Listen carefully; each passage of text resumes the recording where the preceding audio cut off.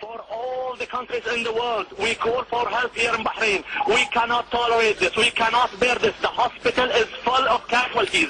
All medical staff are running all over the place. There are victims thrown in the road. Nobody can free them. Nobody can bring them to the hospital.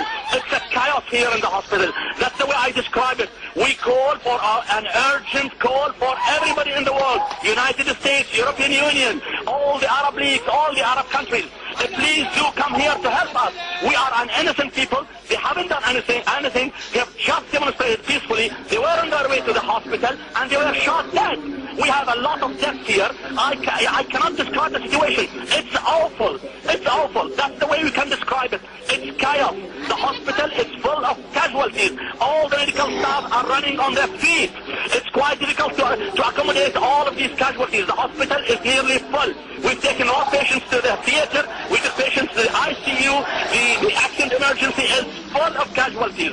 It is unbelievable scene. It's undescribable. Doctor, I know that you have a job to do there, and we appreciate you talking to us. Can you update us on the number of people that you believe have died? It's uncountable, my friend. It's uncountable. It's very difficult to count the number of casualties. We can't even identify them because they don't even hold their IDs. They were thrown on the roads.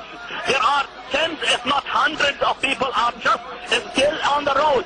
The ambulance cannot reach them. They were stopped by the police guard. They can't access them. It is very hard to describe the situation. It is really, really hard. It's unbelievable, as if we are in a war. These people are innocent. They don't hold machine guns. They don't hold swords, as the government has said. These are just innocent demonstrators. It's unbelievable. It's really unbelievable. We call for urgent help. The ministers, the foreign ministers who were there in Bahrain yesterday should call for help for people, not to support the government who is killing their people. It's very hard to describe the situation. I mean, it's awful. A distraught doctor, overwhelmed by what's happened, cries out. Bahrain's largest hospital has become a place of shock and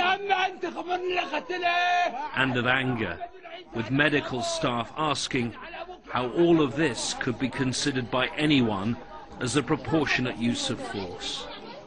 These people were protesting peacefully when the brutal police crackdown began. Now the hospital beds are full, patients with shot wounds to their bodies, injuries caused by rubber-coated steel bullets, and others who are beaten with rifle butts.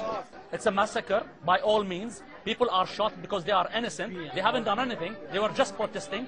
What is this? We are in 21st century.